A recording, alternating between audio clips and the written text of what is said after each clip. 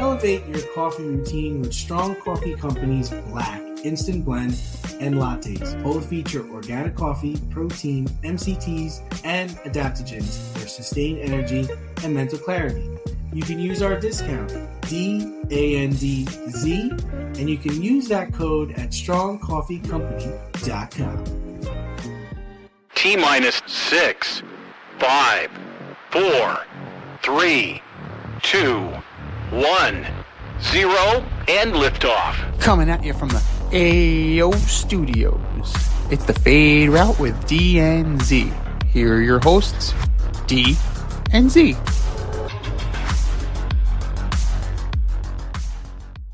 Powered by Riverside FM.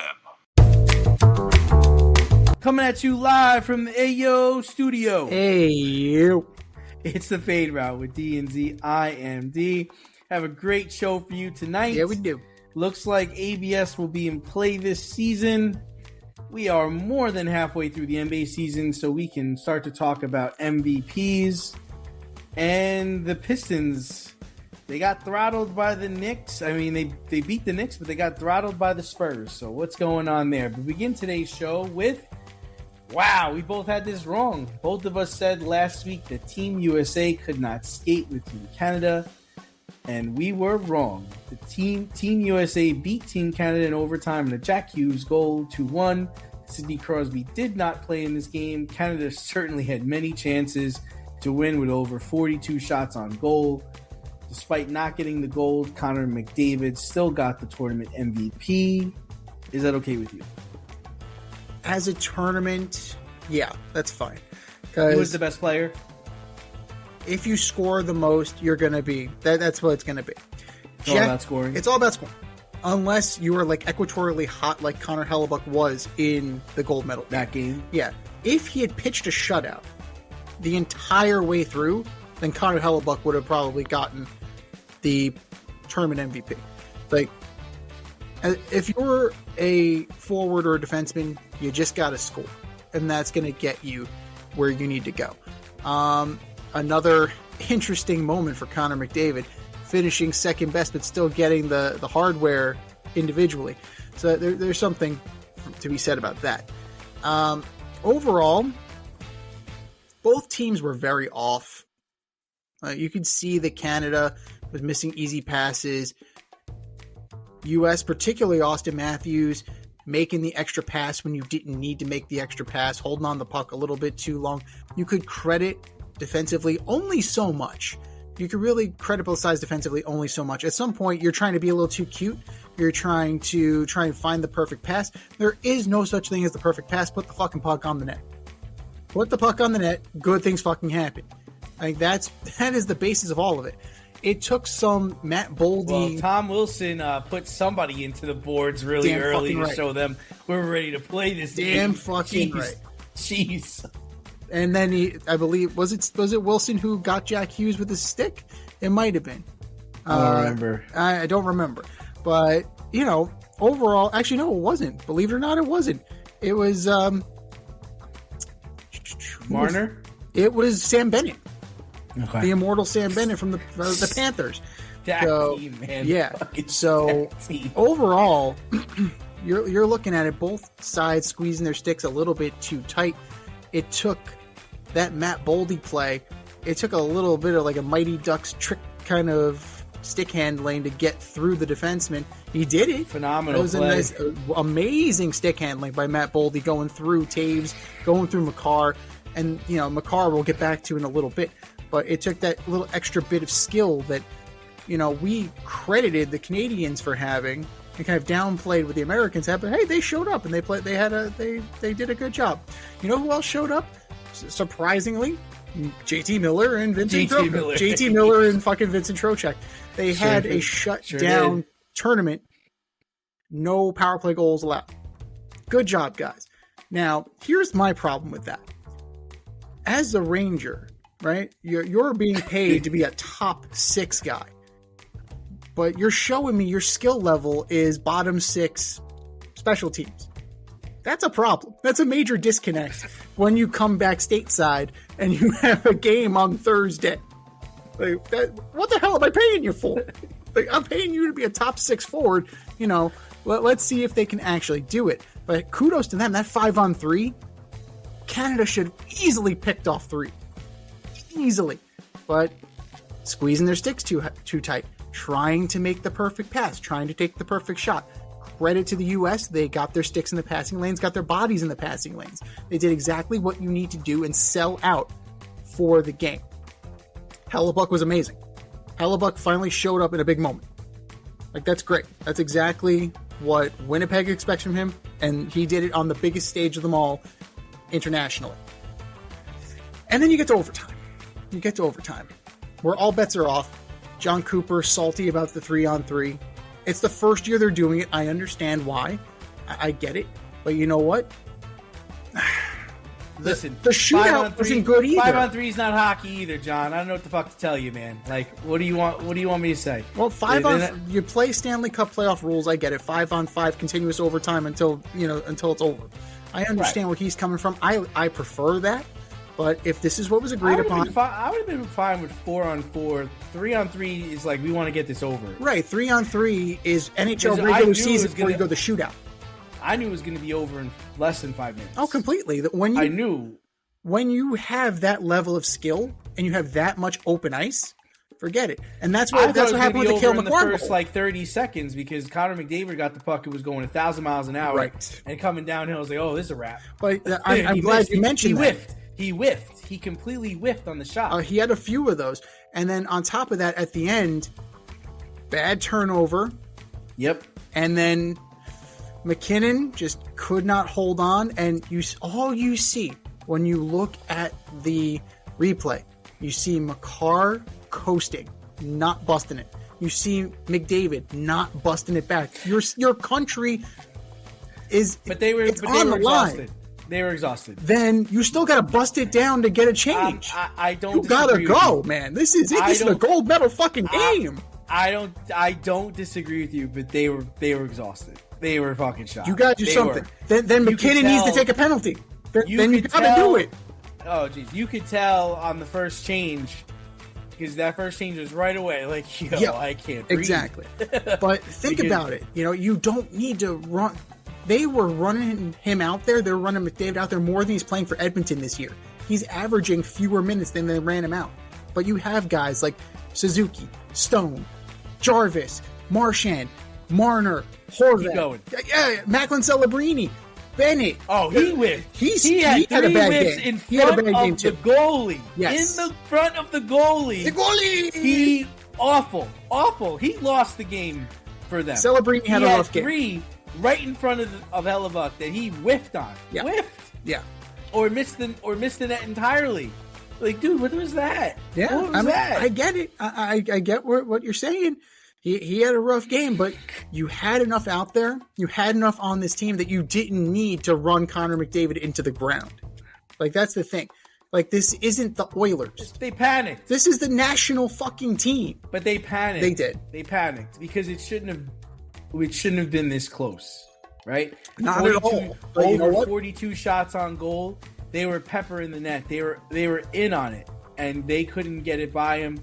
And I think after the second period, they're like, "Shit, this is a game, right? We're gonna have to really try here." It's like that Herb Brooks speech. I think they thought they were going to be up 4-1, 3-1 at the end of the first, and the fact that this game was close, they're like, "Shit." Yeah. Well, from jump, man. It was chippy. It was fast. I don't necessarily know that Canada was prepared for the U.S. to come out as hard and as fast as they did. It looked like they were caught off guard, and it took them a few minutes to get. Yeah, and I'm not trying to take away from what the U.S. did because they won. Even taking into overtime was a victory. I was telling my wife while we were watching. We've already won the game. We've won this game because we took them into overtime. The fact that we're going into overtime with them again, it's the second time this has happened. Right. They should be embarrassed. They're an all-star team that's full of all-stars, if that makes any sense. Like, of course, we've got a good team, but they've got a great team. Great players play on that other side. Right. And, I just felt like if they had Crosby, I do think it's a different game. The U.S. might still win, but I think it's a different game. And it made me look at Connor McDavid a little bit less, because he was, in my opinion, 2 to 3 steps above every player on the ice until it got to the big moment. He couldn't deliver. But here's the thing: you juxtapose that, right? You put that with the Four Nations, where he scored the golden goal. So, what's the disconnect? It's a huge disconnect. It's a different situation, right? It's a different game, and good for him. You got the Four Nations, you got the best player of the tournament, but you didn't win gold for your country. No. So, and this, like you said, it's not to take away from the Americans. They brought the fight to the Canadians. No. They did what they needed to do, because they deep down, they know that they don't have the skill to go toe to toe. So, but for one game,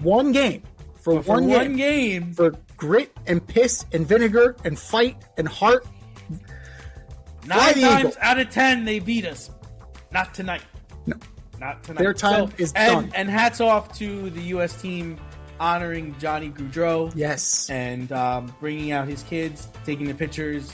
Hard not to cry and get very emotional. Seeing his parents in the crowd, seeing his wife in the crowd. I mean, that's why they play the game, right? Absolutely. And 46 years to the day of the Miracle on Ice. Yeah. You want to talk about some friggin' numerology, and you want to talk about signs and all that stuff. Yeah. But there you go. What more did you need? But, take nothing away from Canada. They played their ass off. Binnington played his ass off. He showed up on the biggest stage in them all. And it shows why he was able to guide the Blues to a Stanley Cup. He can, when you need it, he can find it. The problem is, he doesn't always find it. Right. Great hockey game. Great hockey game. Wonderful hockey. Great hockey. Elevate your protein game with Clear Whey Protein Powder. Lactose-free, sugar-free, and refreshingly delicious.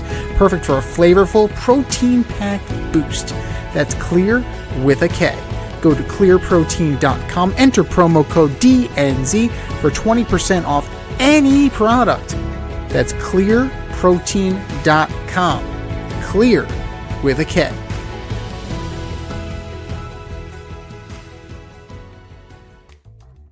So the Winter Olympics are over.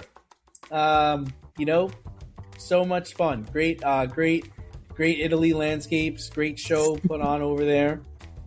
So there were some highs, there were some lows. So what will you remember about these Winter Olympics? This was, for me, it was all about hockey and figure skating. It was all about the hockey and the figure skating. So I just want to make a comment that I believe the Winter Olympics are very dangerous. I feel like all those games they play are very dangerous. People could die. People could break legs. Like, everybody can get very, very hurt. Yes. I don't find that with the summer games. You have swimming, javelin throws, running, sprinting. I don't see that. Gymnasts, can't really. I mean, the gymnast can particularly be dangerous. You pop an ACL. You think about Mary Lou Retton. I'm talking about death. I mean, almost lost her leg. Lindsay cried out loud. She had to get airlifted off of the mountain. I mean, had 3 surgeries in 5 days. Yes, that was not a good way to start the Olympiad. You're 100% right. Going in the bobsled, Colin Jost said he thought he was going to die. He couldn't believe the speed and velocity that thing was going at. And they weren't even trying to get down the hill in that one. So that's what I mean. The half pipe. No. The half pipe is God, and it's snowing, and it's nighttime. Holy shit! To add the X Games sports to the already dangerous sports was it's a bit much, because you have luge, you have skeleton, you have bobsled. Scary skeleton. Scary skeleton. Holy shit! Why? This guy he's gonna die. Head first, my man. My man's got a death wish. Absolutely, he does. And then you see them slipping off, and you're like, "Oh my god, he's gonna fall off the damn thing!" It's the size of a friggin' stretcher. His head is leading. His head is first. Right. It's the first thing to make contact with anything. If you go off the ride, I mean, it's absurd. It's absolutely absurd. And you know what? Hats off to all the Olympians, because you have to be a superior athlete to do all those things. We can we're American and we appreciate baseball, we appreciate basketball, and those are sports. Those are no doubt about it. Those are sports. Right. But a Winter Olympics or Olympics in general, that's a special athlete. That's a special talent. It's remarkable the things these people are able to do and some of it was over in seconds. There were people that went down the hill, they missed the first marker and it's over. Yeah. You trained 4 years and it is over because you missed the second marker and you fell or you slipped. Even the half pipe. Yeah. You're doing the half pipe and landed on your butt. It's over. I think that's what I was watching. Thanks for playing. Yeah, I think it was the men's half pipe and it was the Australian. It landed on it I think it was his first jump, landed on his ass. All right, that's it. Thanks he for was coming, the favorite. man. He was the favorite to take it all. He qualified number 1, so he got to go last. Well, so, even the guy we had, I think the Quad King. Quad God, yes, Quad God. Quad God. Oops. Done. Yeah. Bell. Over. Bell twice, actually. Yeah. Thanks for coming, man. But you know what? You had Alyssa Liu. You had Amber Glenn. They showed up. They had a good job. For me, it's about the figure skating, and then it's about the hockey. The women's game was just as good as the men's game, if not better. Hillary Knight scoring late, and then you had Megan Keller in overtime. Bad change by Team Canada, and it was a great game. It was very fundamentally sound all the way around, and that was an amazing performance by the Americans. Grit and toughness again, being down with about 2 minutes to go. And you deliver. You absolutely deliver. And another sport that I found myself watching it a couple times, and I found a new kind of appreciation for curling. Surprisingly enough, I was intrigued by the curling. I started to understand it a little bit. I'm just like, what is this? It's a rock with a handle and there's a bullseye and what's going on here? And then by the end of it, I'm like, I understood what was going on, and I'm not going to go out of my way to become a curling enthusiast. I'm not going to go to the Ardsley Curling Club, but I can. They have one of those, don't they? They do. There's one in Ardsley, and I think there's one in Mount Kisco, if I'm correct. Solid. But it's one of those things that I do find myself having a greater appreciation for it. So for me, figure skating, hockey, and curling were what kind of stuck with me throughout.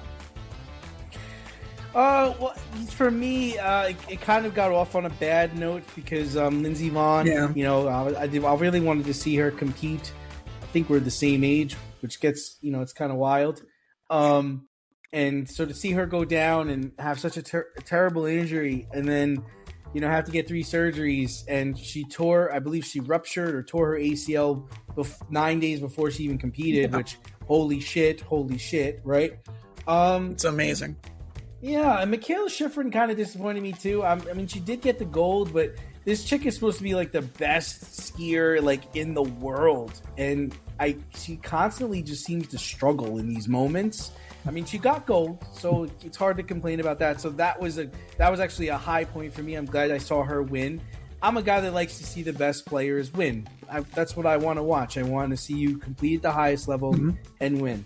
How could you not get emotional about hockey? The fact that we beat Canada is just awesome in the men and women's. Right. So cool.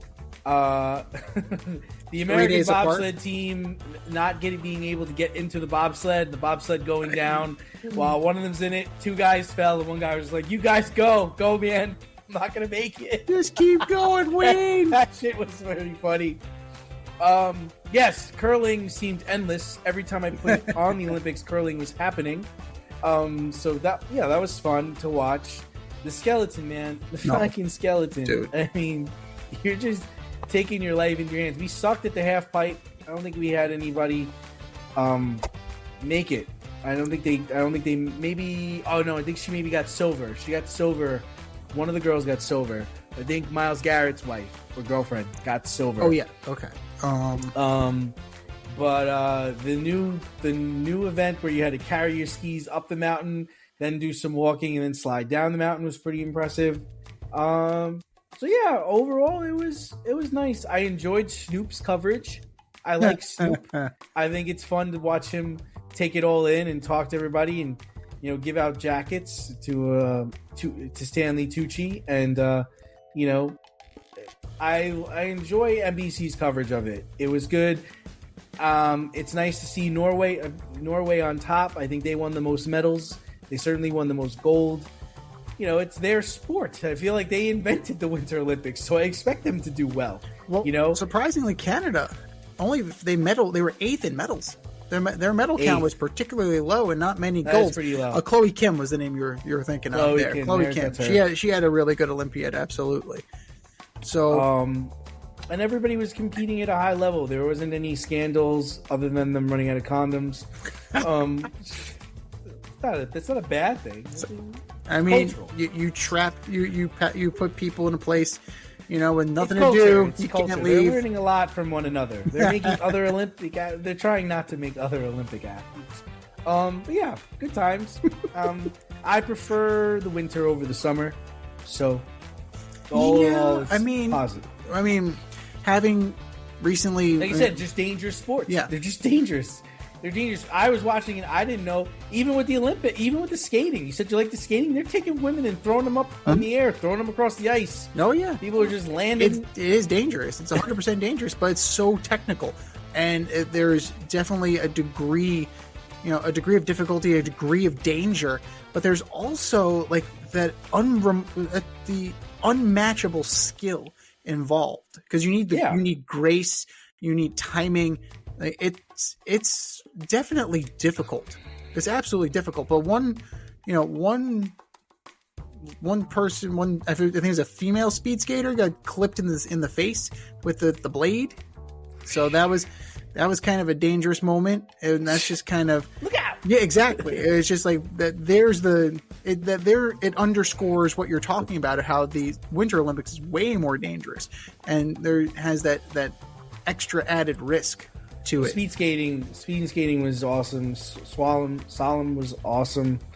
I like when they also come the luge. Yeah, all good stuff.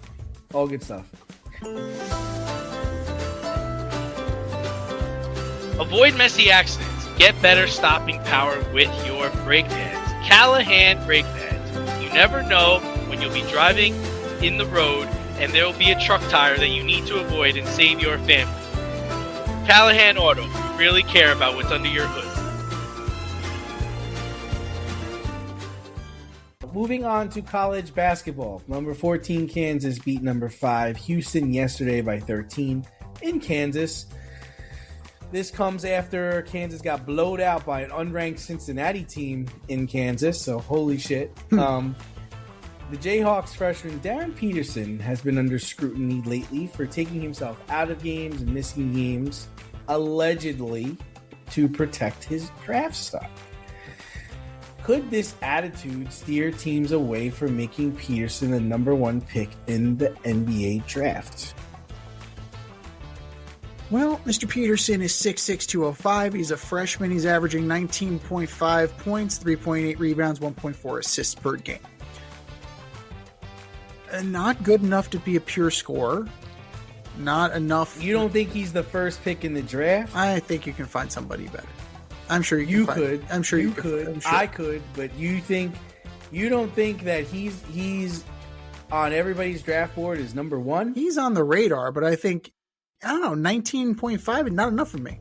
Like, well, it's because he's not playing. He's taking himself out of games. You could see him mouthing over to Bill Self, "Take me out." Take me out. Yeah. So if he's protecting his draft status, then I'll go shoot your shot, man. Absolutely. That's what you're going to do. Because in the era of NIL, in the era of guys sitting out bowl games to protect their health, this is nothing new. However, it's a bad look. It's completely a bad look. If this guy was averaging 25 a game and he's like, "Coach, I'm done," something different. But this guy's not, he's averaging under 20 points. He's only 6'6". He's only 205. That's a project.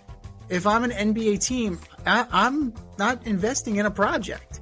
with the number 1 pick with this particular attitude. Like, I'm sorry. I think, I may call me old school, but like, that's a red flag to me. Like, because if he's doing this now, what's he going to do when he gets to the next level? well, that's the thing I'm trying to say is like, our team's going to say, well, this guy is the best player in college basketball, but Right. do we really want to take him if he's sitting out? He's not playing for Bill Self. He's taking himself out of games. What happens when things get tough in the NBA and we're not giving him a new contract? Right. He's going to sit out those games. Right. So that's what I'm trying to tell. That's what I'm trying to say is our GMs who are on the hot seat, after all this tanking, are you going to stick your neck out to draft the best player in college basketball knowing what you know now? Or is this going to be what the regular is, right? Is this going to be what the new NBA is? Because we also see guys now that because the teams are tanking, they're not playing their players. No. So if we're tanking, why am I playing tonight? Or if we don't have a chance to win, why am I playing? If you're thinking about trading me, why am I playing? Like, that's the attitude that I feel is going to come out. I feel like, really, to be honest, the 2 top players coming out in the draft this year, and it's a loaded freshman class. It's loaded. And it's going to be a loaded NBA draft. But I would say AJ DeBansta of Utah and Darren Peterson of Kansas are the 2 top players. And people would say that Peterson has a better skill set. DeBansta has all the measurables. He's got the height. He's got the length. He's playing for Utah. Right. But Peterson, and that's the whole thing, is like, and maybe, just maybe, this might work out for Peterson, right? Because maybe you're not getting taken by the Kings, or you're not getting taken by the Wizards, the Jazz, or the Wizards because of your attitude. So you wind up going to a place that's better suited for your skill set. kind of like So what it happened could to work. Ace Bailey last year. Ace Bailey dropped to the Jazz, so there were concerns about his character, and then he ended up doing that because this ultimately is a character issue. It's not a performance issue, because when he's on the court, he performs. What you have to be concerned about is, like you're saying, what's going to happen when the shit really hits the fan? Can you trust this guy? And it's one of those things that the 2 greatest abilities are availability and coachability. Can you be those 2? If you're available and you're coachable, teams will fall over themselves to do that. Now, that involves a due diligence interview with the kid. It's a due diligence interview with Bill Self. Your scouts need to go in on this. And if you have any sniff, any indication that it's going south, do not take this kid and start fielding some trade calls. Because somebody will. Somebody will, because he's Well, talented. here's my thing is like, but maybe, just maybe, he's already smelled himself, Z. Maybe he knows what his weaknesses are. Maybe he knows that, oh man, they've got me graded better than AJ DeBansta. I better just chill out and not play as much before they realize I'm not as good as that guy. Or what, right? Right. Think about it. Hey man, Kevin Durant took a smell of himself. He knew he wasn't going to win anything in Oklahoma City, and he knew he needed help. He needed a lot of help. Kevin Durant will not win another NBA title. No. He won with the Warriors, and that's it. No. We could even say the same thing about LeBron James. LeBron James looked at the Boston Celtics like, fuck, I can't do this with Zydrunas Ilgauskas and Mo Williams. I can't do this. But if I go to Miami, where Dwayne Wade and Chris Bosh are, okay, now we can play the Celtics. Everybody knows how good they are. Right. You can gas yourself up as much as you want. Darren Peterson knows that he's the best player on Kansas. He might be the best player in the Big 12. But he also might know that, man, if I keep playing more, I could get hurt. If I keep playing more, I could be exploited. If I keep playing more, my draft stock will go down. And ultimately, I want to play in the NBA. Ultimately, I want to be the first pick in the draft. And ultimately, I want to make a lot of money. Right.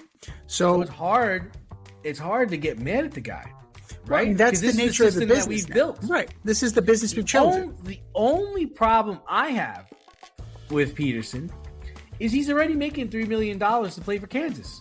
True. Where are you already paying you, motherfucker? Right. That's what the money's for. You're supposed to go out there and play for us. So that's the only problem I have, is that if we're already paying you and you're already looking past this step in the process, then I have a problem. Now, would the school go after him for breach of contract at this point? Because is he living up to his end of the bargain truly? So it wouldn't surprise me if they would try to recoup some of that money. But a team that I'm looking at, in terms of the worst that could possibly luck into the number 1 pick in the lottery, the Pacers. Could you imagine when Halliburton comes back next year, plus this kid? Yeah. Pretty good. Yeah. Pretty good. And the other thing you have to think about is for him, right? We're Kansas. Right. We're ranked number 14. Man, we're going to be in the Big 12 tournament. We're going to be in the NCAA tournament. That's when I'll play hard. That's when I'll play. We're going to get, all we got to do is get there, man. That's all. It's right. Is he wrong? They're going to get probably what? Maybe a 4 or 5 seed at number 14.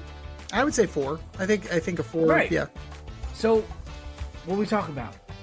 Like, that's my only thing is, like, I can see his side, but I can also see the school's side. Yeah. And this is just something that has been created with NIL. It's been created with the way the NBA runs itself. And it's been created the way we treat college athletes. I mean, I was listening to Alonzo Mourning talk about when he was like the number 1 player in the country. And he talked about all these coaches that came to his house and we're talking about, okay, you know, your son's going to start for us. If your son is struggling with school, we're going to help him out. We're going to make sure that he has a good job coming out if he doesn't go to the NBA, but your son's probably going to go to the NBA. And then he said John Thompson was the last coach that came to his house. He specifically asked to be the last person to come. And he said when he came, he told my mom, I'm not giving your son anything. He's going to have to work for everything he gets at our school. He's not going to start right away. If he can earn a starting spot, he's not going to start every day. Your son's going to graduate. He's going to be here for 4 years, and he's going to graduate. And if he doesn't graduate, he's going to come back, and he will walk out of this university with a degree. That shit don't happen no more, man. No. There's no accountability. Whatever happened to wasn't there a rule back in the day where your players had to maintain a certain average? Your players had to, pass certain classes? Carson Beck hasn't taken a class in 2 years. Well, it reminds me of that movie Coach Carter. You ever seen that movie Coach Carter with Samuel L. Jackson? I haven't in a long time. Yeah. But yes, I know the movie. The whole neighborhood, the whole school was up in arms because he wanted them to maintain a 2.7 grade point average. A 2.7, that's failing. A 2.7 is terrible. So, and he wanted them to wear a suit and tie. Oh my God, terrible! This bastard! You son of a bitch! This is a prison. Well, I mean, Coach, I gotta go to class. I gotta take tests. I gotta do my homework. Fuck, man. What the hell kind of system you running here? But, what kind of hotel is this? Oh, it's you. But, to be fair, like, a lot of guys are probably kind of like firmly in low gear and thinking that they can turn it on when it matters most. But the school's allowing it at the end of the day. So if it doesn't work and they don't turn it on and they don't win, ultimately, this is the deal you made. This is the business you've chosen. And if you go to bed with dogs, you wake up with fleas. Like, that is, that's just the nature of what's going on in college basketball. And if this kid is good enough and if he can assuage some of these fears, he'll be fine. Like, he will be A-okay. But if he's not convincing in the interview and he's, it's a bunch of red flags, we could see him drop. We could absolutely see him drop, not because of talent, but because of character issues. Yeah, I mean, we always talk about, right, your talent will only take you so far. Correct. Right?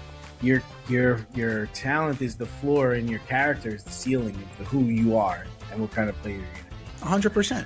More Labs Morning Recovery is the #1 alcohol recovery supplement that helps you wake up clear-headed and refreshed. Clinically proven and trusted by thousands, with 20 million plus bottles sold and a 4.9 star rating, it works. Try it risk-free. Enjoy an exclusive 25% off discount on any product using our promo code DNZ at morelabs.com.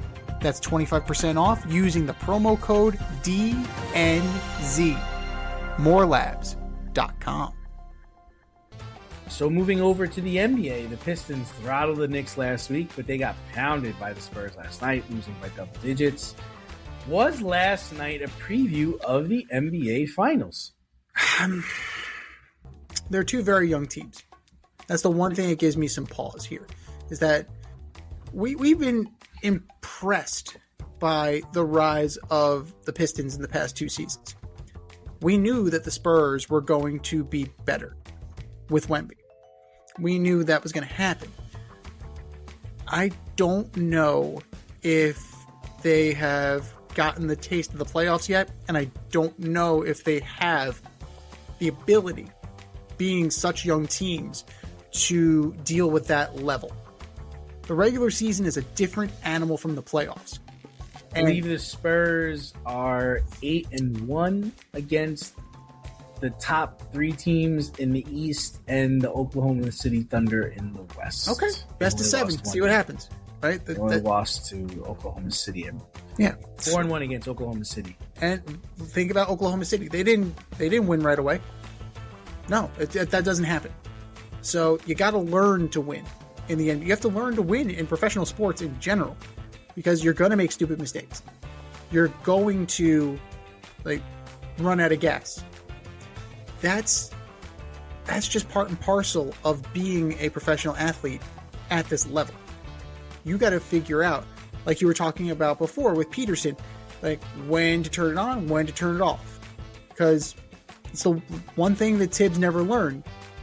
He tried to go pedal to the metal for every regular season game and every postseason game, and what happened? It got him his walking papers, and it got Jalen Brunson a fractured hand. So it's one of those things that I think it takes time, and I don't expect either one of them to be in the finals. They'll make a run. Absolutely. But the Celtics, they're in second place right now, right? They've done it. Would it surprise me if they made it back? No. They're doing this without Jason Tatum. Without Tatum. That's what's impressive to Jaylen Brown. We're going to get to him in a second. But the Thunder, the reigning defending champions, they've got a taste for it, right? Can they do it? SGA's been in and out. Jackson has been in and out. Can they do it? They did it. They've already done it. Nuggets are very good. The Nuggets are very good. The Rockets... Right? The Rockets have enough veteran... They lost a terrible game to the Knicks. Yeah, but you know what? I watched that whole game. It was awful. But you know what? A motivated Kevin Durant can take them a long way. And when was the last time we saw a motivated Kevin Durant, though? Kevin Durant is not winning anything. He can play all he wants. He's not winning anything. Especially in that Knicks game. It's like, dude, where are you? He dribbled the ball out of bounds. Where the fuck are you going? And then he did Knicks 2 charges into Brunson. Where are you going, man? No, the Knicks definitely took it from them. Bringing in Sochan, bringing in Alvarado have turned out to be really good defensive moves for Alvarado. the Knicks. Alvarado's Christ a the King. beast. He's played for Christ the King. Yeah, man. And he's a defensive beast. Would it surprise me if the Knicks finally broke through? No. Honestly, no. In the Eastern Conference, it's wide open right now. Any of these teams, I could even make an argument for the Cavs with Mitchell and Harden. I can make an argument that they could be there. You're liking that group. Am I liking it? No, but can I make an argument that they can pick off a couple of guys and get to the finals? Sure. The only one I'm not back on the show. The only one that I'm not totally sold on in terms of the top of the top teams, I'm not in love with the Lakers. I haven't been in love with the Lakers. Oh, the Lakers are trash. Right. They're not a top they're team. Fifth in the West. They're fifth in the Western Conference. Oh, they're trash. So they can make it. You can make it. You absolutely can. It's not like they're going to be in the play-in tournament. Luka Doncic does not play defense. He does not, but he scores. He scores all he wants. You have to play defense. but it's they're not a top team. I'd say the top teams in the West are the Spurs, the Thunder, and the Nuggets. That's it. Those are the only 3 teams that could win the championship in the West. Well, the I don't Nuggets. think after watching the Knicks drop the Rockets, forget them. So then Awful. I'm the Nuggets are a very good team. Age and injuries. Always with Murray, with Jokic, you got to be concerned about that. So for me, of the ones that are out there in the West, I think we're going to see the Thunder again. I think we're just going to see them again. East is wide open. Would it surprise me if the Celtics were there? No. The Knicks? No. The Cavs? No. The Raptors would be a huge fucking surprise. Cavs, another team. Yeah. Harden does not play defense. No, he doesn't. But they So score. the Celtics are good, and the Knicks are good. I'd say the Knicks are good, and I'd say the Pistons are good. I've seen the Pistons play a couple times. The Pistons I think they need another guy, which is too late for that. Right. But they need another scorer to help Cade out. He can't do it every night, man. No, and that's the downfall. That's what the thing is. Right. Like he'd have to go on some Dirk Nowitzki type run to will his team to a championship, and I don't know if there's any player in the league that can do that right now. No, honestly, but I mean, people sleep on that Dirk that I think it was 2010 or 2011 maybe, but I mean, he went through everybody. He went through Kobe and Pau. He went through the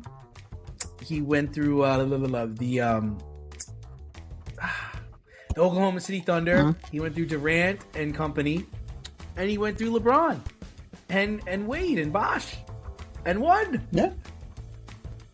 There's nothing like that, man. It's not. You don't even know. No, there's nobody. There's nobody in this league. Maybe Wemby could do it. Maybe. But that would, that's a lot of pressure on a kid that young.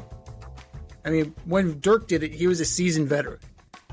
So it would be impressive. I would definitely say it's impressive. Highly unlikely. But, all you have to do is get in. And all bets are off.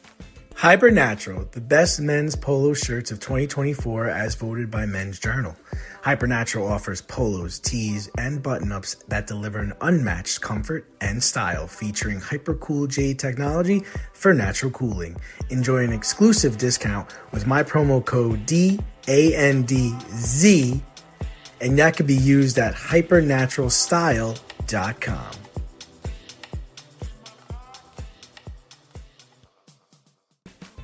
So we're more than halfway through the NBA season, and LeBron thinks that Jaylen Brown should be considered for the MVP this year. This came after Boston beat the Lakers in LA last week. With more than half of the season over, who is your MVP this far into the season? Yeah, so I really like Cade. I think I watched him drop 40 on the Knicks, and it was incredible. It was incredible. It's hard not to like Wemby. Yeah. He's just a problem. Like he can do it all. He can score, he can defend. He affects the game in so many ways, right? I like the Joker. How could you not? And it's like it's almost like a LeBron thing where he's averaging a triple-double. We could just give it to him every year. What he does as a big man from a scoring perspective, rebounding and passing, it's unbelievable. It's absolutely unbelievable. But if I had a vote, which I don't have a vote, it would be Jaylen Brown. It really would, because he's doing this without Tatum. They're in the mix. And it's not just because I just bought his jersey. That's not why. It's not why I'm saying it. Sure. Friend of the program. He's averaging almost 30 points a game, 7 rebounds, 5 assists. And again, he's a problem. He's a defensive problem. He's a guy that gets to the rack and scores. He can shoot. Seems like a great team player. Seems like a great leader. He just has all those things going for him. So for me, it would be Jaylen Brown. I mean, at this point. You really can't go wrong with what any of those guys that you're talking about here. Cade is his game from thinking about when he got drafted to playing on all these shitty Pistons teams. He's really got an array of moves and weapons, and it's almost like it comes easy to him. Like the passes, the shots, the layups. It's like he's not even trying. So he had a bad game against the Spurs where he missed a lot of shots, but I think he's tired. He's been whooping ass for like 7 days, you know? But yeah, I mean, that's where I am at. That's fair. It's all about for valuable, right? If you take them off the team, are they as good? If you take Cade Cunningham off of the Pistons, are they as good? No. Not even close. If you take Wembanyama off of the Spurs, are they not even close? No. I think they're still a good team. But he puts them into another stratosphere. Oh yeah, he puts them into another echelon, right. For sure. He they don't reach that stratosphere without Wemby. Yeah. Jokic is averaging a triple-double, man. Like, come on. Like, what are we talking about here? It's a cheat code every year. Point. Just give it to him. It's a cheat code. It's an absolute cheat code. I mean, SGA, think about the year that SGA had last year unseat Jokic. And even then, there was an argument that you couldn't make to get Jokic his MVP again. Doncic, great offensive numbers. Dude don't play defense. So it doesn't matter. Forget him. Yeah. Forget him. Jaylen Brown, considering the circumstances without Tatum, definitely, absolutely. Even Kawhi is kind of playing himself in, but they won't give it to him because of the no-show job situation. You know? And he's having the best year of his career. Yeah. If he still had Harden, they would probably be a serious contender for a championship. If he didn't bitch out of the Clippers, yeah. Yeah. What a fucking joke that is. But for me, I'm probably going to have to give it to Jokic again. Like, as you know, as trite and as predictable as that is, like, he's the most well-rounded of them all, you know? And we've seen, we know what it's like without him, that they're not even close to the same team. Not even close. Because even with Jamal Murray there, nope, you don't have the big fella. So for me, I'm going Jokic 1, probably. Ooh. Jokic 1, Wemby 2, whoa, Cade 3. Whoa! Probably Cade 3. Dude, the Pistons, we've been talking about... Where's Jaylen Brown, man? I mean, this is loaded, so probably 4. Like, wow. You have... These you're gonna do right with any of those picks. But when you think about where the Pistons were and where the Pistons are, that's Cade Cunningham, man. That's it. Like, and Wembanyama has totally delivered on his promise. And, you know, Jaylen Brown is playing like friggin' Superman because he doesn't have his running buddy. Well, he's Robin, isn't he? Supposed to be. But in the absence of Batman, Robin needs to step up. He's Nightwing? He's Nightwing. Yeah, that's fair. Jason Tatum is Batman. Jaylen Brown is Nightwing. We'll go with that comparison. But for me, I'm going tried and true. I'm going Nikola Jokic. You like fishing? How about the outdoors? If you do, then Pinche Gringo is the lifestyle apparel brand for you. Built around the outdoors and not taking things too seriously, Pinche Gringo makes everyday shirts for guys and gals who live outdoors. Comfortable, wearable, and just interesting enough to get noticed. Go to pinchegringo.org, enter the promo code DNZ, and get an exclusive 15% off discount on any product. That's pinchegringo.org. Enter the promo code DNZ for an exclusive 15% off. That's pinchegringo.org. Let's move over to baseball. Looks like ABS will be in play this season. Ho-ho! Woo! Allowing players to challenge home plate umpire calls. Teams receive 2 challenges per game. Retaining them, if they're successful, only pitchers, catchers, and batters can initiate the challenge. So, with that, the virtual strike zone that fans usually see when they watch the game will be there, but it will no longer highlight balls and strikes. So, how excited are you for ABS next season? And that has nothing to do with the gambling, right? It has only to do with the ABS. So, they're saying that they're taking it away because they don't want to give advantages to teams to be able to challenge a call. Meanwhile, the manager can't challenge a call, but he can, Right. he can shout from the dugout to get, the catcher to challenge the call. Helmet. I'm sorry, I got a little thing in my...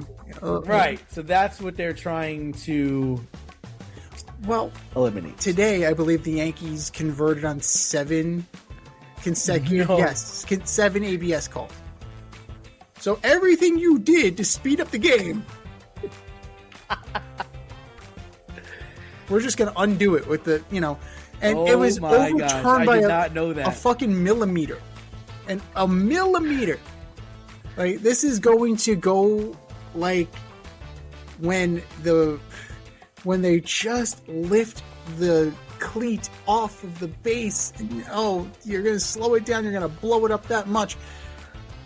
I can see this being very bad. I can see this being very good. Very good in that you're going to get the calls right. Very bad, and that's going to slow the game down so much. Now, yes, they're quick. They are quick. But it's unlimited? That's going to be a problem. I mean, Juan Soto will do it like 4 times in an at-bat.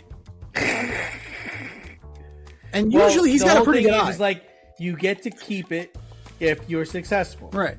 So as long as you're successful, you'll keep him. Right. And Juan Soto has one of the best eyes in baseball. So it wouldn't surprise me if he's doing it like 3 or 4 times in at bat. So I don't know, man. I think you need a little bit. I think it needs to be fine-tuned a little bit. I think it needs to be like a coach's challenge type system. You're limited to a certain number. And then, I get the you keep it or lose it kind of thing. But I don't know. Like, there's got to be some sort of cap on this. Because otherwise, it's just going to go on forever. I can totally see that. Where you're going to have a pitcher tap, and then you're going to have a hitter tap, and you're going to have a catcher tap, and then the fans are going to tap out because it doesn't matter. Like, it's just like, dude, hurry the up. thing is if we know what a ball and a strike is, why the fuck But we don't. do I have to tap my helmet? But we don't. And neither do the umps. Neither do the umps. What do you mean the umps don't know? No, like Aaron Judge, you're getting his shins are being called strikes. It's a strike. To who? To who? Oh, you're saying because he's so fucking tall. He's tall. Because he's so tall. Like he's being unfairly targeted by the. He's unfairly targeted. He's unfairly targeted because he's 6'8". He's a giant. My man is a fucking giant. I mean, listen, it's nice to have the umpire back there, but we're just past this, man. I shouldn't have to tap my helmet to get the motherfucking call right, Z. I shouldn't have to do that. I'm sorry. It's just, and I like seeing it on my stream when I watch the games, and I like knowing that something's a strike versus a ball. Yeah. And so why are you taking that away from me? Like, let's just leave it in and just call the damn thing a strike if it's a strike. I don't need an umpire back there. And, the other thing is, then just get rid of it. Don't have it at all. No. I'm completely fine with us relying on the umpire to make the ball and strike calls and living with that. Let's live with that. You want to maybe just do it for the 9th inning? Or you want to do it for, like, the 8th inning? Sure. But for the whole fucking game? Come on. No, that's not too much to ask. I don't know. It's just maybe just for the playoffs. How about just for the playoffs? It's 162 fucking games. I just don't see how this is going to end well. I get it. They went through the Atlantic League. They did it in the minors, and there was a success rate. I don't. I just don't see how it's going to end. I can see being in a tap off, like a pitcher and a hitter are just going to be in a fucking tap. Right? They're just going to tap their. They're just going to go tap yourself. Like, this is ridiculous. Like, can we please just move on? Can we please do that? But it would be nice in that it minimizes idiots like CB Buckner, who are terrible at their jobs, but somehow get to keep them. Terrible. He is. He's routinely the worst umpire, not named Angel Hernandez, and now he's the worst because Angel retired. So it's one of those things that it minimizes guys who are awful at their job, but it also kind of minimizes the guys that are good at their job too. I think Jordan Baker is one of the better umps in the league. Doesn't really, like, okay, that's fine, but it just we've talked about this before. Baseball is the one sport where we can literally get it right every time. We could. We have the ability to get it right every fucking time without slowing the game down at all. Yeah. You can move to umps, robo umps for the plate, and you can also have something in the ball to determine if somebody's out at first base. And that's the other problem, is that replay has gotten so technical that now it's like, well, the ball has to be in his glove. Meanwhile, they slow it down to the point where the ball's like it's right here. In the glove. Well, it's not in the glove. It did not actually contact the leather. It did not contact the glove yet, so my man is safe. Come on. That's not what this is about. Right. But that's like I was talking about before. Like, the guy comes off a millimeter off of the base with his cleat. You're out. But if you have to zoom in that closely, you're abusing the technology. That's not what this is about.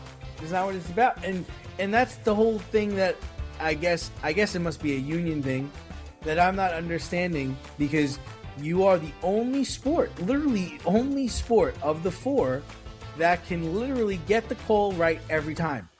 We can get the call right every time, but we choose not to.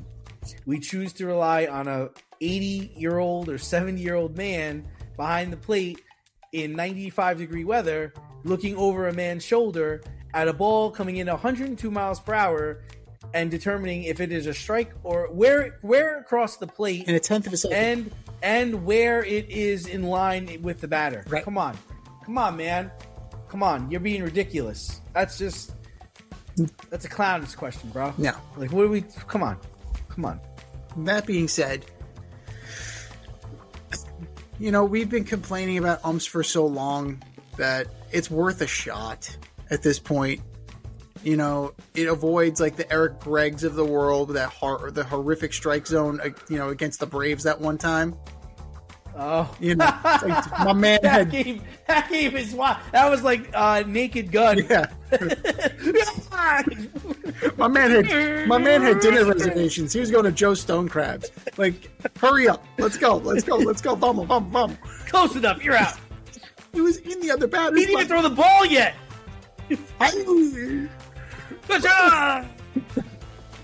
But it definitely it has potential. I'm willing to let it play out. I am very skeptical and I am very worried, but I do. Or how about this? If the Yankees go 5 for 6 or 6 for 7, can we change the ump? That would be fantastic. Can we pull either a guy in from the stands or one of the guys on the field to replace him? He's missing too many that we got to tap our helmet this many times. This is ridiculous. That's a fair question. If we have to go to the bullpen, he could just be having a bad day. Yeah, everybody has a bad day, and that's okay. But come on, we just keep tapping our helmet here. It's also going to It's also going to reduce the number of manager ejections over calling balls and strikes. Because you're not, you can't. How are you going to argue balls and strikes now? There's a literal overlord who is telling you, no, it was actually a ball. You're trying to say if they went to full robo-ump. Not even now. It's like if it's overturned, like Boone can't lose his gasket if it was a strike. If it was called a strike, but it's actually a ball. Like if it gets overturned, it gets overturned. You can't argue this shit. Right. But what happens when he runs out of challenges? Then, which could happen. And at that point, then he's going to get upset with the umpire. But That's I his own guess you're fault. right, because if he blows his wad in like the first 3 innings, Right.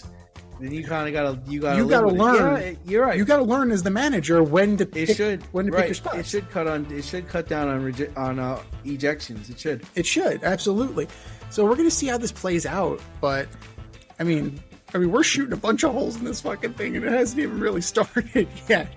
And the one thing I do appreciate was when the Mets did it.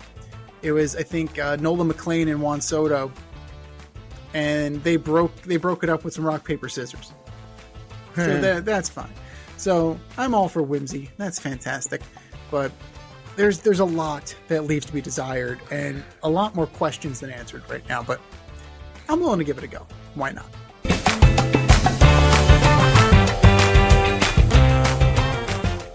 Molly B's offers unforgettable artisan crafted cookies. Molly B's Gourmet Cookies brings creative, unique cookies straight to your pantry. No cookie shop required. With bold, unforgettable flavors, they're the ultimate treat for any occasion. Enjoy an exclusive discount when you use my promo code DANDZ, and you could be using that at mollybz.com.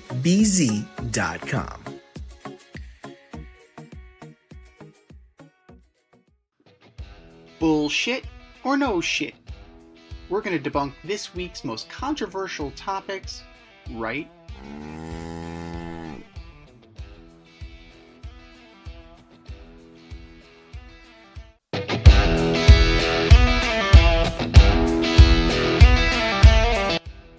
All right, boys and girls, we have some statements, and it's either bullshit or no shit. Bullshit or no shit. Number 1, the Atlanta Falcons were smart to franchise Kyle Pitts. Why? Why? What were you worried about? Who's going to take him from you? Who's going to pay him? This guy is robbing the Falcons, and the Falcons are they announced today that they're going to let Kirk Cousins go. Penix is hurt. I don't know who's playing quarterback for them next year, but you want to go and franchise tag Kyle Pitts? And last year was the first real year that he was good. Right. And I use that term loosely because they didn't make the playoffs, and I think he only had 6 touchdowns. It's bullshit. So I'm gonna say, yeah, it's bullshit. It's bullshit. No, it's complete bullshit. We're still waiting. $16.5 million for 2026? Are you kidding me, man? 88 receptions, 928 yards, 5 tutties. That was last year. His career. We're not in the business of letting really good players. Well, Kirk Cousins, like, you, bro. Right. I'm confused by all of this. Well, I mean, mediocre at best. You're looking at, he's not even at 4,000 yards for his career. He only has 15 career touchdowns. Where is this generational unicorn? Where is this guy? He is another underachiever. Drake London hasn't been great down there either. You really got Bijan, that's it. Right, Drake London has had his moments, but Pitts? Another guy that might get franchised is Breece Hall. Oh, God, if I'm yeah. Breece Hall, I'm like, if you franchise me, I'm driving my truck right through the front of this fucking complex. You better be Let ready to fucking trade me. Go. You better be ready to fucking trade me. Let me go. God please. damn it. God damn it. But this is the production that gets you $16.5 million. I can't get away. No, you can't. Absolutely not. Like, we're not going to let you go. Oh, fuck. God damn it. Meanwhile, the Super Bowl MVP, they're like, go, man. I've had it. Later, dude. Thanks for playing. Thanks for the memories, man. That's Thanks awesome. for the memories, man. And we're selling the fucking team, Oh, too. Jesus. Not only are we letting you go, we're selling this bitch. We're burning this thing to the ground. We're out of here. We got it. We got what we came We got for. what we came here for. This is over. Oh my god. But Kyle Pitts, no, absolutely not. Complete bullshit. Bullshit or no shit number 2. Very similar. The Cowboys should franchise George Pickens. I don't think they need to. I mean, listen, he was good, but they're going to be good without him. I don't know, what the hang up is. So I'm gonna say bullshit on this. You have a number one. Mm-hmm. He is a number one, but you shouldn't be paying him to stay. I would let him go. And this is something that they're leaning towards. They haven't exactly done it, but get a guy through the draft, get a guy in free agency. He didn't make the playoffs. Right. He didn't play well. Actually, he did play well for them. I think he led their team with receptions and receiving yards, but you don't need him. So 93 receptions, 1429, 9 tutties. Easily one of, if not the most productive season of his career. I'm thinking no shit on this. Like, Javonte Williams was good for them. They brought him back. You pair him with CeeDee Lamb again. You might be on to something here offensively. Like the Yankees, they're running it back. It's gonna be better. It's gonna be better this time. Well, it's not that it's going to be better this time. It's going to be that other teams are going to fall back to the pack a little bit. The commies are what they are. Like that, if they can't keep Jaden Daniels healthy, they're a bottom feeder. The Giants, same thing. If they can't keep Dart, Scatterboo, and Neighbors healthy, they're a bottom feeder. Right? I love Jameis Winston, but I don't think, if all these guys get hurt, it's going to be a repeat of this year. And then you have the Eagles. Yeah, Lane Johnson might be coming back, but you're probably shipping off A.J. Brown. You have another year of tread on Jalen Hurts. You have another year of tread on Saquon Barkley. They could start slipping a little bit. And there's always that friction between Sirianni and pretty much everybody on the team. So it's one of those things that eventually the welcome wears out. So the Cowboys could stay relevant and stay in the hunt. And I think having that two-headed monster plus a good solid tight end plus Javonte Williams, they could make some noise. We'll see. So I think it is no shit that they should franchise him, and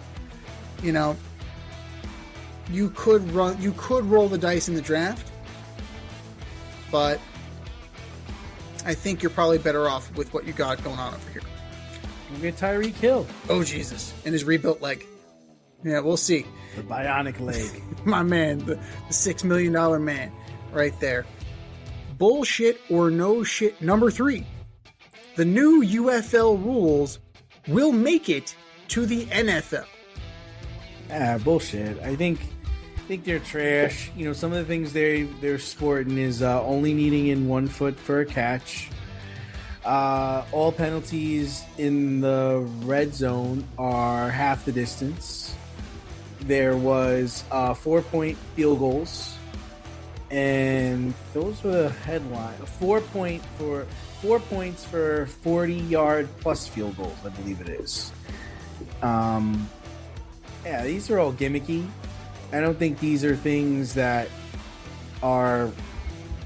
These aren't football. If you want to put these in and do this, then that's your amateur league that you have. You want to become the Atlantic, you could do that. But I just think it's too gimmicky for me. I think they'll lose viewership over it. It's just not football, So I would take I don't think so. I'm going to say no shit, and I don't think all of them are going to make it, but I think eventually some of them will. And you have a very valid point of view. That point of view was also shared by people in the NBA who thought the ABA was way too out there because they had the 3-point shot. And then what happened? Not only did they allow the 3-point shot in, but the 3-point shot has taken over the sport of basketball to the point where it is wholly unrecognizable and terrible. But I could see the merit in the 4-point field goal if it's 60 yards. Now, you and I talked offline about this. Like, you definitely need to kind of decentivize. You have to decentivize it, because what's going to happen is you're going to have to lose. They're going to lose yardage and luck into more points. Like, that doesn't make any sense.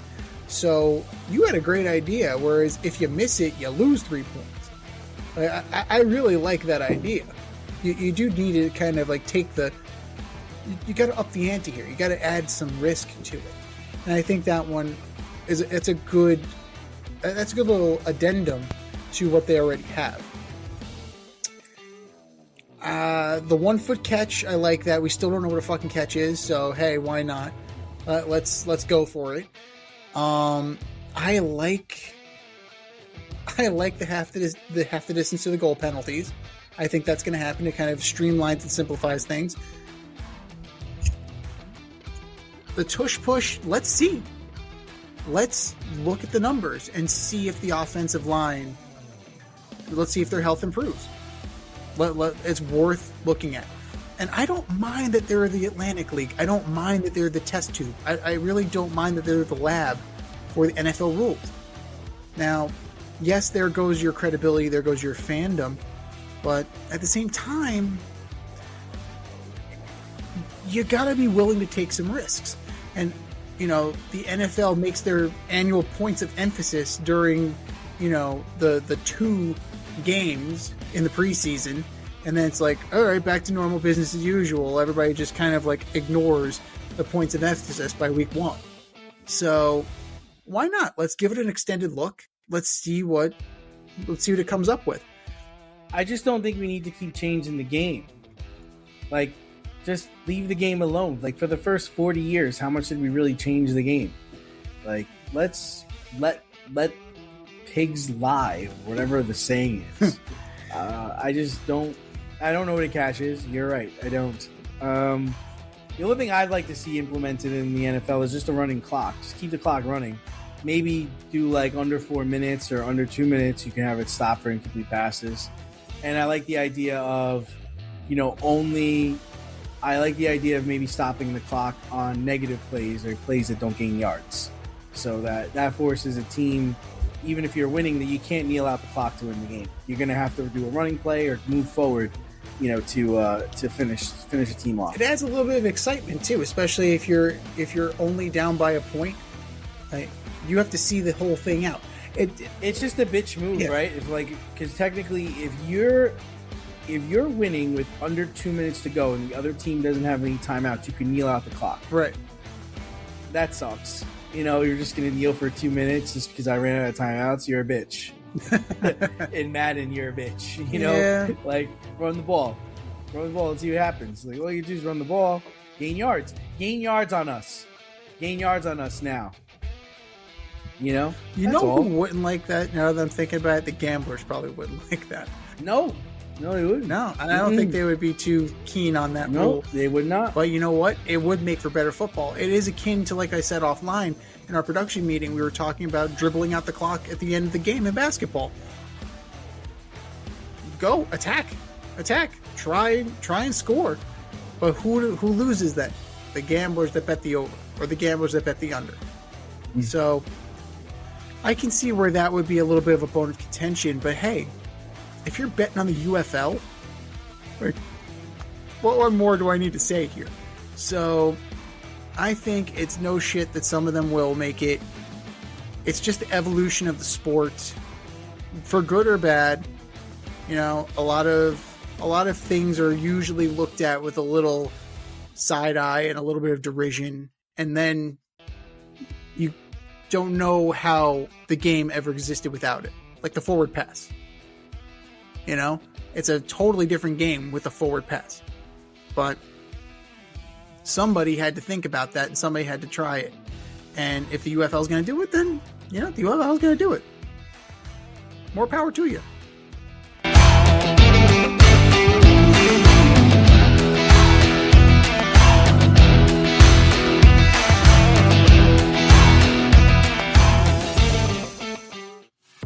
Step outside of your safe area and make a statement without saying much with FCK Clout Lifestyle Apparel. Embrace the colorful chaos and stay emotionally regulated in their graphic tees, hoodies, snapbacks, accessories, and more. Go to fckclout.com today and check out current season and past season merchandise for men and women. Get it while you can. That's fckclout.com. Check them out today. fckclout.com.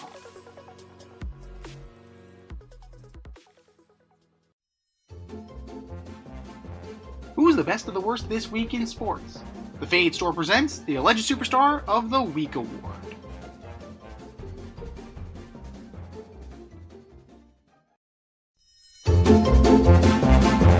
Alright, boys and girls, you know what time it is. It's time for the Alleged Superstar of the Week. You know how it goes. We put up a poll on our X account at FadeRouteDNZ and our Instagram poll at FadeRoutePodcast, and you vote. And you vote, and you vote, and you vote. And the winner of said vote gets a shout out on this here show and takes home the coveted ass trophy. And do you know who took home the coveted ass trophy last week, D?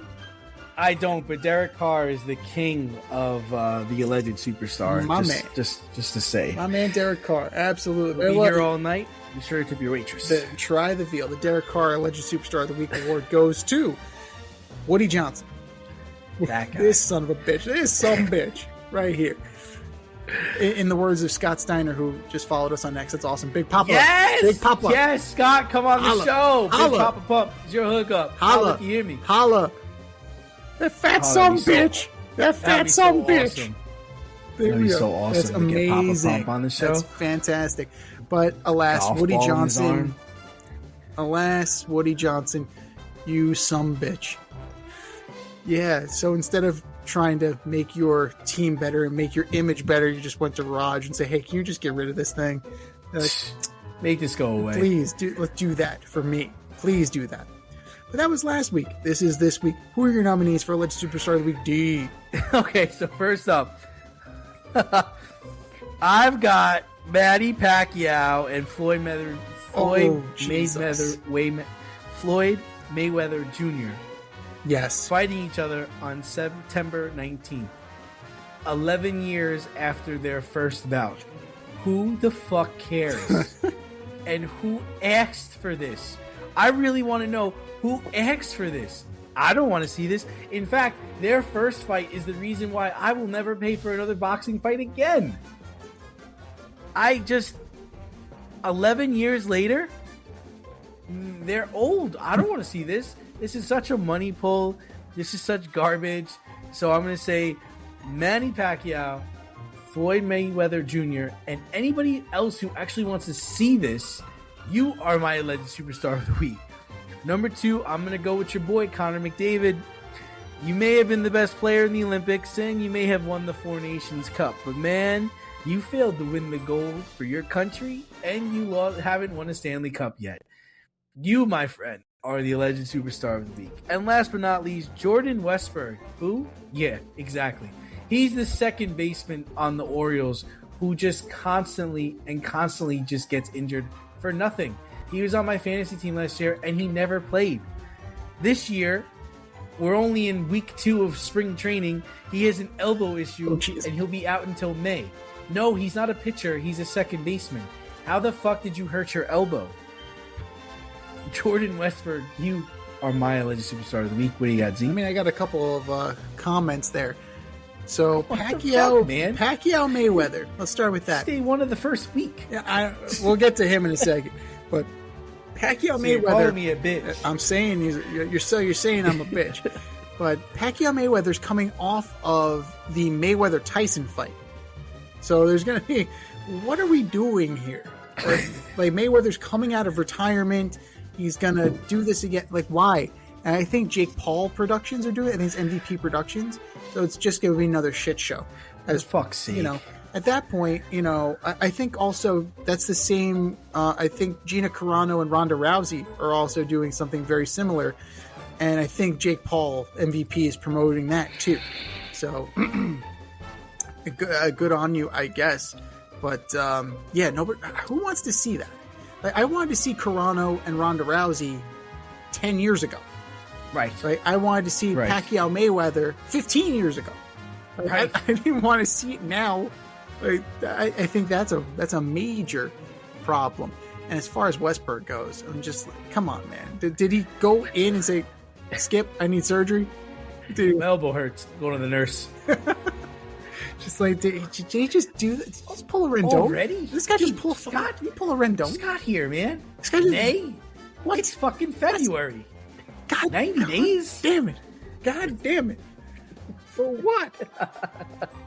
So you play second base. It's not like you play third. It's not like you're playing the outfield. You have the shortest throw. oh my God. God, I hope it's your throwing arm. Oh, Jesus Christ. Imagine if it wasn't. Well, that becomes an issue because you do need to swing the bat. But, my first alleged superstar, I'm going to start with the second baseman, Kyler Murray, coming out, refuting reports that the Arizona Cardinals GM has reached out to you to kind of debrief after the season. And it's sowing a little bit of distrust, right? Like, he's rumored to be on the block. The Jets might be interested. The Dolphins might be interested. Maybe the Falcons will kick the tire on the second baseman. But at the end of the day, Austin Fort and Kyler Murray, this is not going to end well. And all you had to do, Kyler, was say no comment. All you had to do was say no fucking comment. Kyler Murray, you are my alleged superstar of the week. Number 2, Inter Milan. Eliminated by Norwegian side Boda Glimt today in the Champions League. Why is no big deal, right? They get eliminated. It happens. This team, Boda Glimt, has not played a league game since November. And they knocked your ass out. 5-2 on aggregate. They've knocked off Man City. They've knocked off Atletico Madrid, and they got you twice. That is not Champions League material right there. And this is the first time Boda Glimt has ever qualified for the Champions League. So, what the fuck? You're Inter fucking Milan. You're Serie A champions. Like, this is what you're supposed to be. Well, now you're on a plane going home. Inter Milan, you are my alleged superstar of the week. And number 3, Gianluca Prestiani, Argentine soccer player for Benfica. Going back to Champions League, Vinny Jr. scores for Real Madrid. And all of a sudden, Mr. Prestiani covers his mouth. Maybe he has a cold, something. So just trying not to snot rocket on the field. No. Apparently he was saying racial epithets towards Vinny Jr. At which point Vinny had to go get the ref's attention and stop it. The game was stopped, and he is suspended for the match tomorrow, and it's all just absolutely ridiculous. All you had to do was not be a fucking racist. Just in that moment, all you had to do was just not be a fucking racist. That's it. Sorry, kid. He's only 20. Sorry, kid. All you had to do was not be a fucking racist. But alas, here we are. Gianluca Prestiani, and for that matter, Jose Mourinho, after the fact, did not handle it well. We'd have multiple players who did not handle it well either. Pundits, like, we had worse stuff said to us. Like, that's not what we're talking about right now. That's not what we're talking about right now. So, first it was a gay slur. Well, that was his defense. That was his defense. It wasn't racist. It was a gay slur. Oh, that's even better. Dude, I'm gonna get you a shovel. Just keep digging. Just keep fucking digging, kid. Gianluca Prestiani, you are my alleged superstar of the week. I think we said our piece. Go to our Instagram poll at Fade Route Podcast. Go to our X poll at Fade Route DNZ and vote. And vote, and vote, and vote. And for our nominees. You're better than that. Just do better. Just do better. This has been the Fade Route with DNZ. Thanks for tuning in tonight. Catch our podcast on Wednesday nights on Spotify, iTunes, iHeartRadio, or wherever you listen to your podcast. So until next time, stay fade, everyone. Time for us to run the go route. We'll talk to you next week.